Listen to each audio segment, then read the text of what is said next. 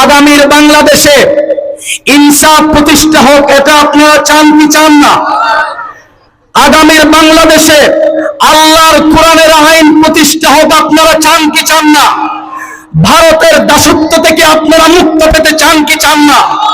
যদি আপনারা আল্লাহর জমিনে আল্লাহর কোরআনের আইন প্রতিষ্ঠা হোক এটা চান, উসমান হাদির মতো যদি আমাদেরকে শহীদ হতে হয়, গুলি খাওয়ার আগে, জীবন দেওয়ার আগে, প্রয়োজনে জীবন দেব, গুলি খাবো, শহীদ হব, এরপরেও আল্লাহর জমিনে আল্লাহর কোরআনের আইন প্রতিষ্ঠা করে ছাড়বো।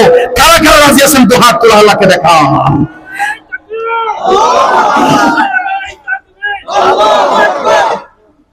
লিল্লাহি তাকবীর। আল কোরআনের আলো, আল হাদিসের আলো, দিল্লি না ঢাকা,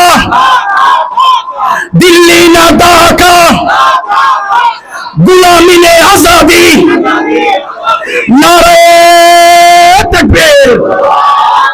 ওয়া আখিরু দাওয়ানা আলহামদুলিল্লাহি রাব্বিল আলামিন। আসসালামু আলাইকুম ওয়া রাহমাতুল্লাহ।